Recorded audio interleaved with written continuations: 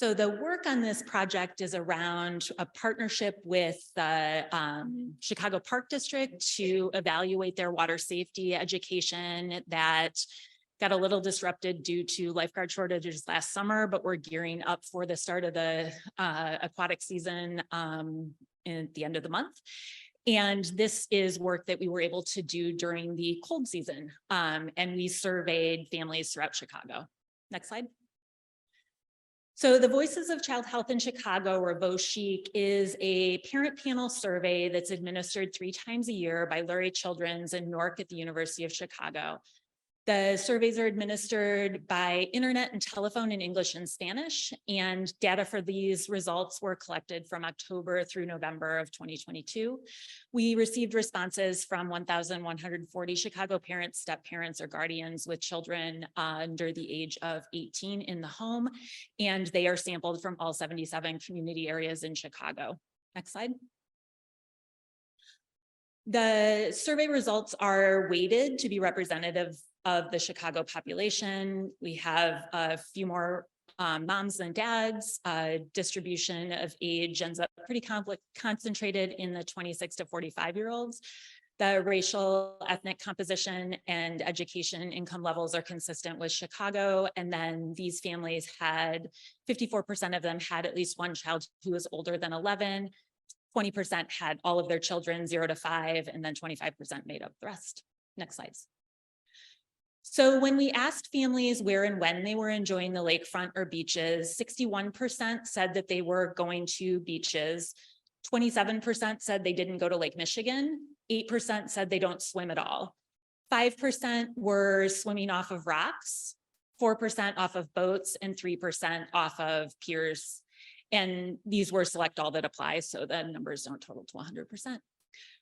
We also asked folks when they were enjoying the lakefront and beaches, and 18% were there before lifeguards came on duty between sunrise and 11 a.m. 82% were utilizing hours at the beach that is covered by lifeguards from 11 a.m. to 7 p.m. 13% are before sunset, but after the lifeguards leave, and 2% are enjoying the water at night.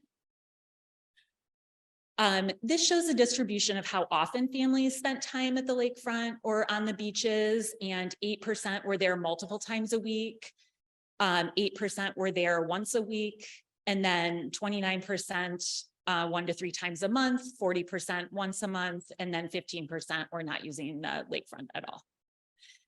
Folks were reporting that they used lakefront locations that had safety equipment. 69% said there was a lifeguard there, 56% had flags indicating the water conditions, 41% had life rings, 35% had a rescue board or boat, and then 9% reported that they had no safety equipment where they were enjoying the lake.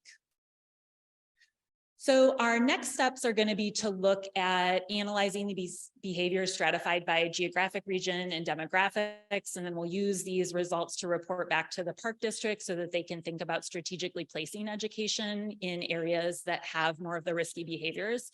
We're also going to look at opportunities to promote equitable availability of lifeguards, and we hypothesize that those who are using lifeguards out or using the beaches outside of lifeguarding hours might be from lower income families or minoritized groups.